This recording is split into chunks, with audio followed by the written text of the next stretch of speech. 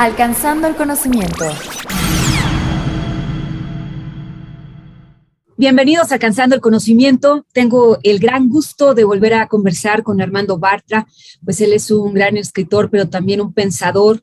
Y bueno, pues hoy nos va a hablar de algo muy interesante. Antes que nada, bienvenido. Gracias por estar aquí con nosotros, Armando.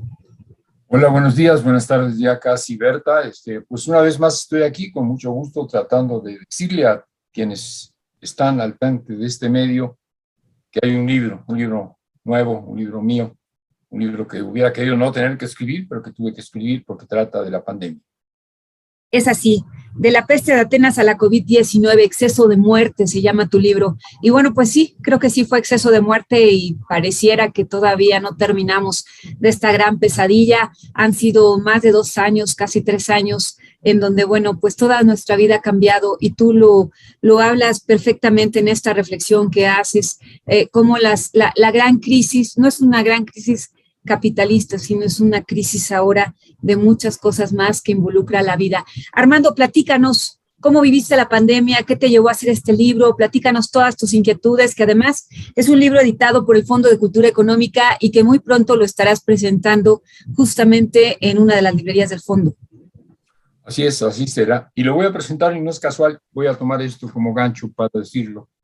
Voy a presentar en una librería de la Ciudad de México del Fondo de Cultura, que es la Rosario Castellanos, que está en la colonia Condesa, pero lo voy a presentar con la presencia de un escritor, de un buen amigo mío, Óscar de la Borbolla, que es filósofo, pero también con 2 médicos, con 2 doctores, médicos, no doctores, porque tuvieron el grado de doctorado de otras carreras, sino médicos, que son Jorge Alcocer, secretario de Salud, y Hugo López-Gatell, subsecretario de Salud.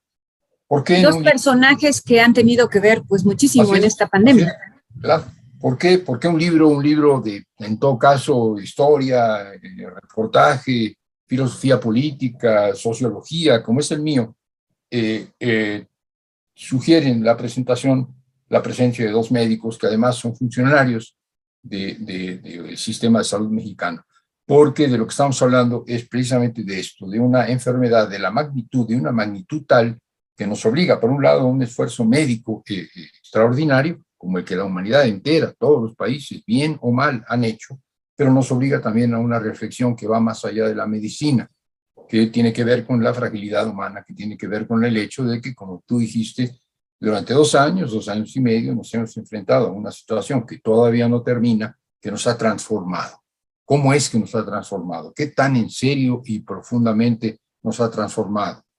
No únicamente el encierro, no únicamente la sana distancia, no únicamente quédate en casa, no únicamente la pérdida del patrimonio, la pérdida del empleo, la pérdida de ingresos, no únicamente el peso específico que sobre las mujeres ha tenido esta pandemia, que tuvieron que ser maestras y enfermeras porque tienen hijos y tienen enfermos en casa.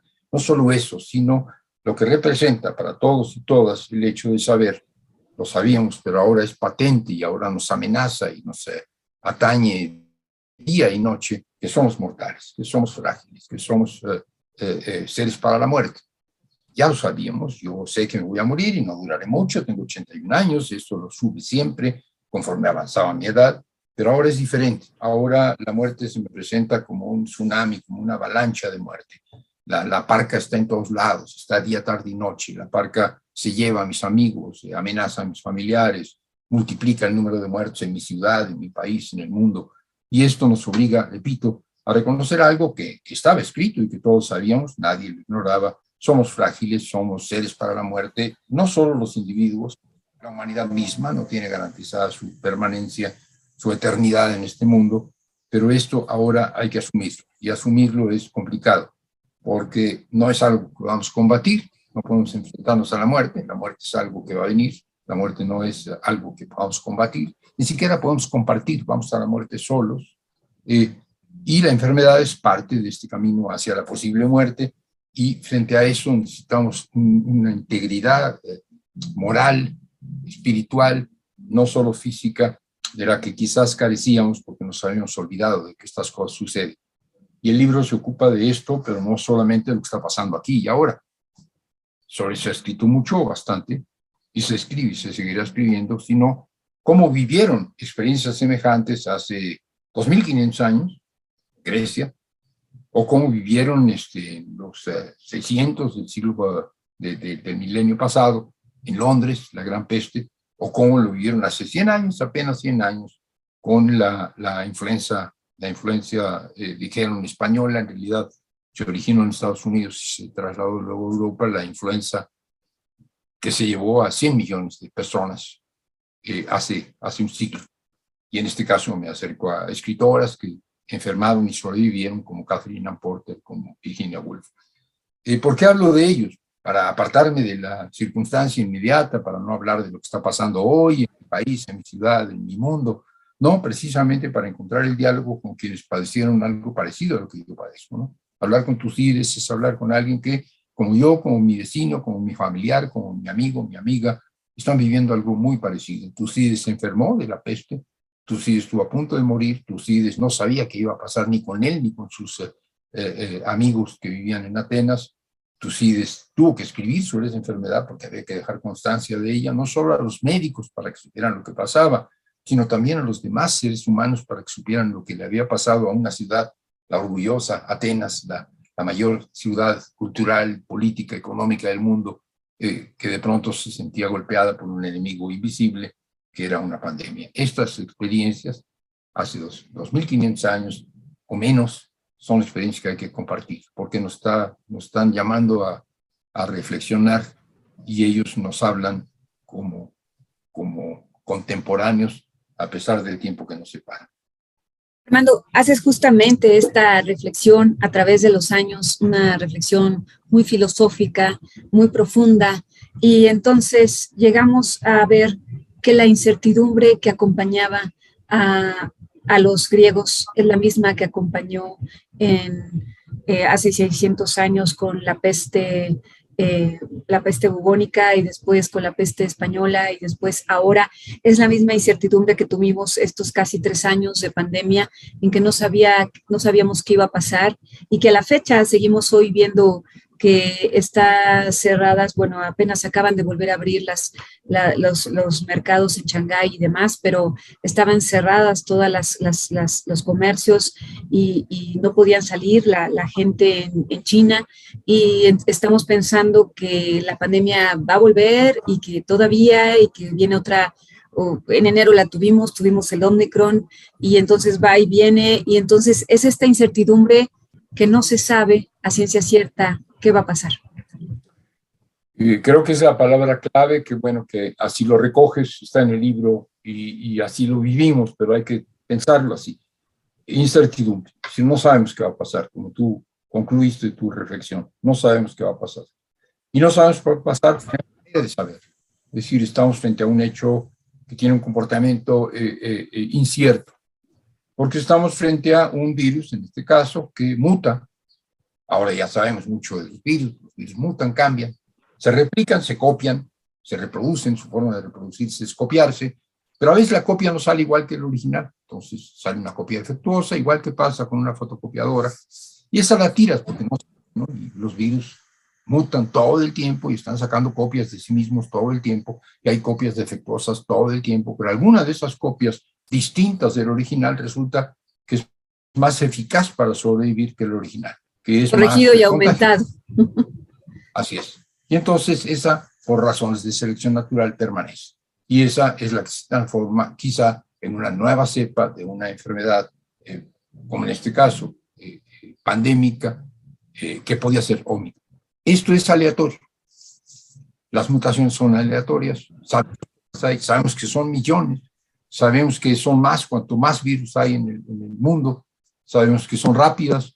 Y sabemos que luego se propagan a través de la selección natural y predominan las más eficaces para el virus y quizás más letales o más contagiosas. Estamos enfrentados a una incertidumbre estructural, ontológica, es una incertidumbre de la que no podemos escapar. La modernidad nos convenció de que hay que vivir en un mundo seguro, en un mundo previsible, en un mundo donde todos los días sabemos que a qué horas amanece, a qué horas es la mañanera del observador y casi criticando al gobierno y sabemos qué va a pasar a la hora de comer.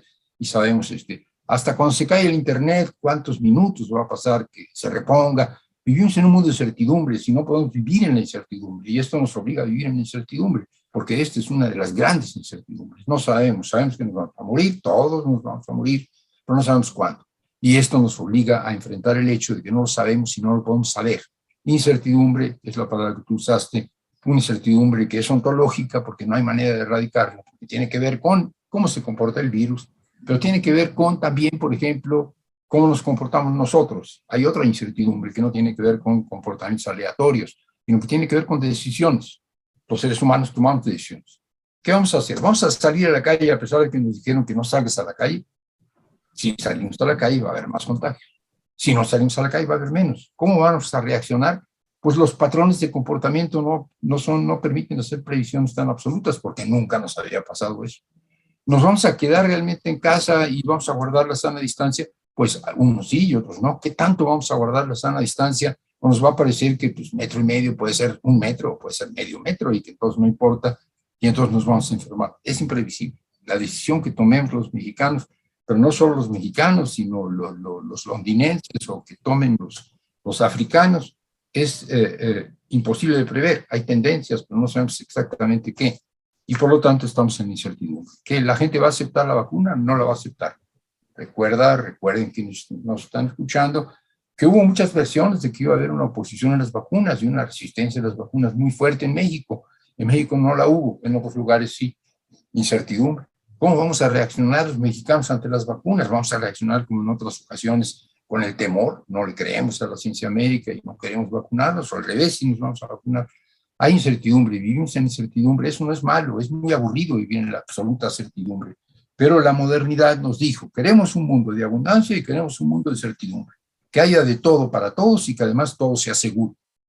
Y nos encontramos con un mundo en que no hay abundancia, no hay todo para todos y hay incertidumbre.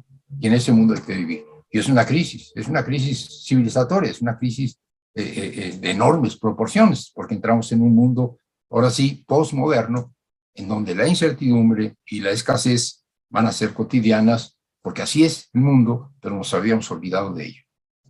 Esta parte, entiendo, para los adultos podría ser entendible o puede ser o debe ser entendible, pero para las nuevas generaciones, para los niños, para los jóvenes, ahí es donde hay como dos opciones. O realmente lo entienden porque ya les tocó vivirlo, o se resignan a los que lo están entendiendo apenas, ¿no? Entonces, es esta parte de las nuevas generaciones que, pues sí, no les toca ese mundo tan previsible, tan organizado, y ahora tienen que optar por esquemas más creativos, resilientes, y de otras maneras para poder enfrentar la vida que nosotros la enfrentamos diferente hace algunos años. Absolutamente, es una reflexión que no está mucho en el libro, no desarrollé en el libro porque no tenía elementos, porque soy viejo, pues, y no estoy rodeado de jóvenes. Sí estoy rodeado de jóvenes cuando doy clases presenciales y entonces en los pasillos uno habla con ellos y con ellas, pero ahora a distancia pues no es lo mismo, ¿no? Entonces he perdido contacto con los jóvenes, estoy restableciéndolo, pero sin duda lo que tú dices es absolutamente cierto, los jóvenes vivieron esto de otra manera. Yo diría que los jóvenes descubrieron algo que nació de ellos, que nació de su subjetividad y que quizás no sabían que estaba ahí, o no sé si sabían que estaba ahí, y es la solidaridad transgeneracional, la solidaridad con otras generaciones. Los jóvenes van a la suya, los jóvenes quieren su libertad, los jóvenes quieren sus espacios, los jóvenes quieren su vida y no quieren vivir la vida al modo de los de antes, y no quieren estar sujetos a las referencias, valores, principios, sentires de los viejos, o de los mayores y de los viejos. Y esto hace que sean, digamos, poco solidarios con los viejos, porque no es indispensable, porque no es necesario. Pero la pandemia planteó un tema que era terrible en las primeras semanas, meses, diría yo, las primeras semanas. La evidencia de que la enfermedad se iba sobre los viejos, de que la enfermedad se iba sobre los enfermos, pero sobre todo sobre los viejos y enfermos, y que la enfermedad no atacaba muy fuertemente a los jóvenes. En todo caso, si enfermaban, no era una enfermedad grave. O sea, si tú eres joven, vas a sobrevivir. Muy difícilmente te vas a morir de esto.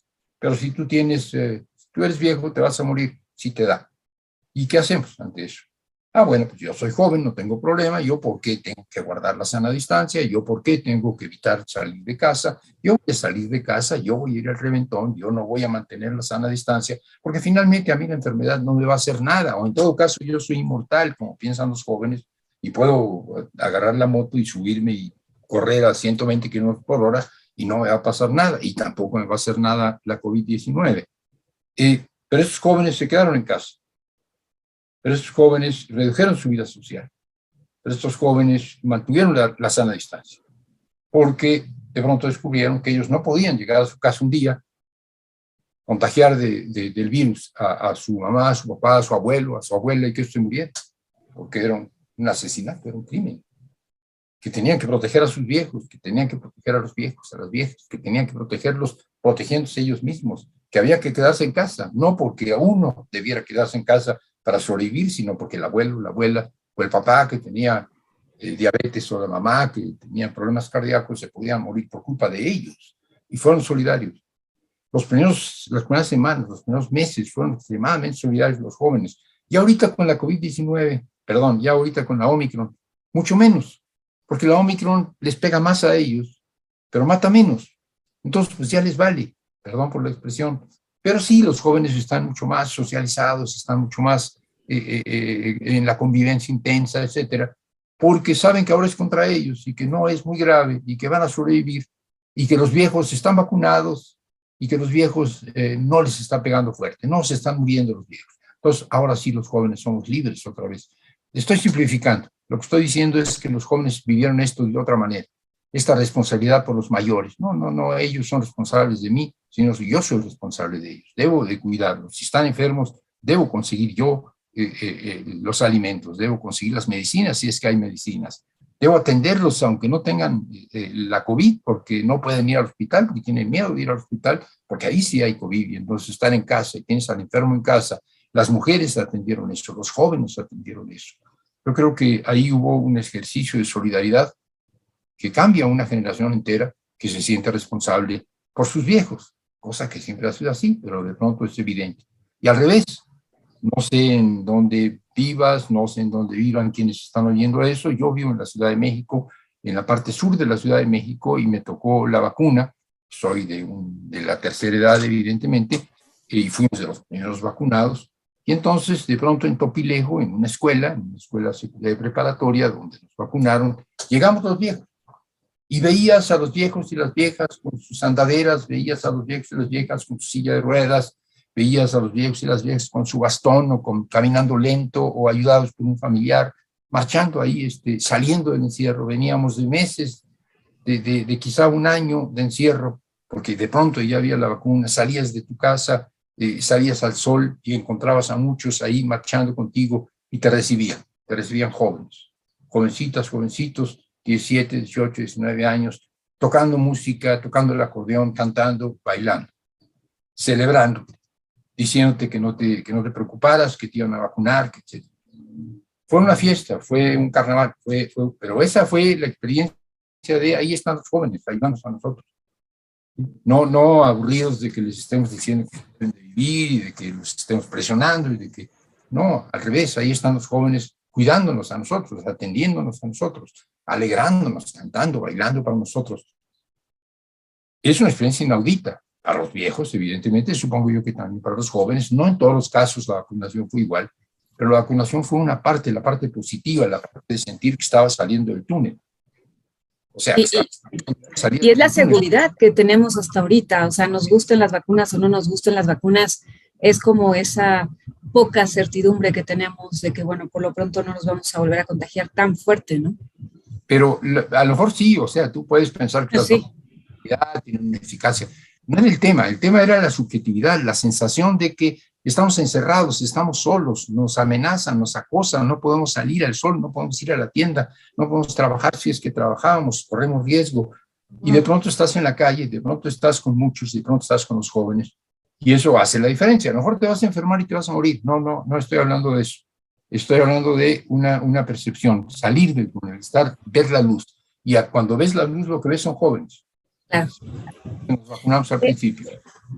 Armando, En una última pregunta, bueno, si tú tuvieras que contarnos algunas otras cosas, pero en esta parte tú retomas a varios autores, entre otros a Susan Sontag, y bueno, pues ella habla de las teorías de la conspiración, y pues yo sigo pensando en mis teorías de la conspiración, y yo creo que todos tenemos nuestras teorías de conspiración en este virus. Yo sigo pensando, pues aunque censuraran este programa, pero yo sigo pensando que los chinos tienen que ver mucho con este virus, y pues que es atacar a un esquema de Occidente, y en fin, muchas otras cosas, pero en fin, nos cambió la vida, nos cambió, la pandemia ha cambiado países completos, ha cambiado muchas cosas, muchas economías, ha reinventado cosas también, pero de estas teorías de la conspiración, ¿qué me dices? ¿Qué me cuentas? Sí, ¿Cuál es tu a ver, sentir? ya nos queda muy poco tiempo y no te voy a poder convencer, por lo tanto lo que voy a decir es algo que vale para los que creen en la conspiración esta y los que no creen en ella. Las conspiraciones... ¿Se cortó? Justamente se cortó. Tenemos que... A ver, otra vez porque se cortó. ¿Se cortó? Sí, que se cortó. En este mundo hay conspiraciones. Que tienen poder, sobre todo, poder económico, poder político, poder militar, conspiran.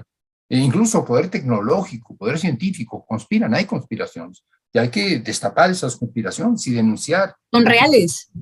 Conspiran contra nosotros, contra nuestros intereses, contra nuestros países, contra nuestra vida, conspiran. Son reales. Y uno tiene que estar atenido a que hay conspiraciones y hay que combatirlas. Pero no puedes vivir en la paranoia. Y no puedes transformar la teoría de la conspiraciones efectivas y reales, en una explicación que te tranquilice. Porque el problema de si todas las enfermedades fueran resultados de una conspiración, pues acabamos con los conspiradores y acabamos con las enfermedades, y no es así. Si todas las enfermedades fueran producto de la desigualdad, acabamos con la desigualdad y se acabaron las enfermedades. Si todas las enfermedades fueran producto del afán de lucro de las farmacéuticas, pues socializamos la producción de medicinas y se acabaron las enfermedades. Pero las enfermedades no se van a acabar por más que acabemos con todos los conspiradores o con todos aquellos que atentan contra nuestra vida. Las enfermedades van a seguir ahí porque somos mortales. Las enfermedades van a seguir ahí porque traemos adentro la muerte desde el principio, desde que nacemos. Y entonces hay que vivir con esta enfermedad y hay que vivir con la incertidumbre. Uno inventa a veces una conspiración, cuando no la hay, para que tener una certidumbre, ponerle cara y nombre y apellido. Son estos, mi enemigo. Si uno, a ver, el SIDA. ¿Qué dijeron los africanos del SIDA? No, el SIDA es una fabricación de los gringos en un laboratorio para matar a los africanos pobres. Y nos están matando, nos están diezmando, estamos muriendo como moscas. Eso dijeron los africanos del SIDA. ¿Y qué dijeron los gringos y en general el mundo occidental? Lo que pasa es que los pinches negros africanos conviven con los monos y se los comen. Y entonces eso es lo que provoca que trasladen enfermedades. Son los salvajes que provocaron la enfermedad. No, son los civilizados los que provocaron la enfermedad. Unos y otros recurrieron a la teoría de la conspiración, pero el SIDA no es resultado de un producto de laboratorio, ni tampoco resultado de que los africanos sean particularmente amistosos con los monos, sino es algo que se comprobó años después, una zoonosis, es decir, el salto de un virus que estaba en los monos a los seres humanos, que hubiera ocurrido de todos modos. Entonces, unos y otros buscar culpables, porque si te estás diezmando, estás muriendo en África por cientos de miles, por millones, y hay una perspectiva de vida acortadísima, pasados de esperar a vivir 40, 50 años a vivir 30, producto de una enfermedad, tiene que haber culpables, tienes que saber a quién denuncia, salir a la calle y levantar el puño y gritar, ellos son los culpables, es el imperialismo yanqui, son los conspiradores. Y si tú eres estadounidense y vives en una sociedad tranquila y tenías relaciones sexuales libres porque usabas condón y porque había pastillas para evitar el embarazo y porque había penicilina y que te curaba las enfermedades venéreas, entonces había libertad sexual, y de pronto no hay libertad sexual y ya no puedes acostarte con quien quieras y ya tienes que usar condón. Alguien tiene la culpa de esa fregadera que me ha quitado parte de la vida. Bueno, alguien tiene la culpa. Los homosexuales, claro, sí. Las prostitutas, claro, sí. No, los negros africanos, claro, sí. Todos buscamos conspiradores. A veces hay conspiraciones, hay que destaparlas y hay que combatirlas. Pero no inventemos conspiraciones para no enfrentar las cosas que son. y las cosas que son, en este caso la pandemia es una enfermedad que nos pone en riesgo, cada uno de nosotros y la humanidad entera, y hay que vivir con ella, con angustia y con incertidumbre. No esperar que va a venir un tiempo de certidumbre otra vez, no va a venir. La humanidad vive en incertidumbre y podemos ser felices y creativos y constructivos y vivir muchos años en la incertidumbre. Si queremos negar la incertidumbre o buscar conspiradores, nos vamos a equivocar. Y si nos equivocamos, entonces el futuro va a ser peor que el pasado. Ojalá que no suceda. Ese libro es un aporte a estas reflexiones que me has permitido hacer, Berta, Alicia. Gracias. Armando, pues muchísimas gracias. Muy interesante siempre platicar contigo y ojalá podamos estar en la presentación que vas a hacer el próximo jueves en el Fondo de Cultura Económica. Jueves 19 a las 19 horas, Fondo de Cultura Económica, Rosario Castellanos, allá en la Colonia Condesa. Gracias por el comercial. Gracias, hasta la próxima. Gracias a todos ustedes, soy Berta Alicia Galindo. Esta fue una entrevista, una charla muy interesante con Armando Barta y su libro Exceso de muerte, de la peste de Atenas a la COVID-19. Gracias, hasta pronto. Buenas tardes. Alcanzando el conocimiento.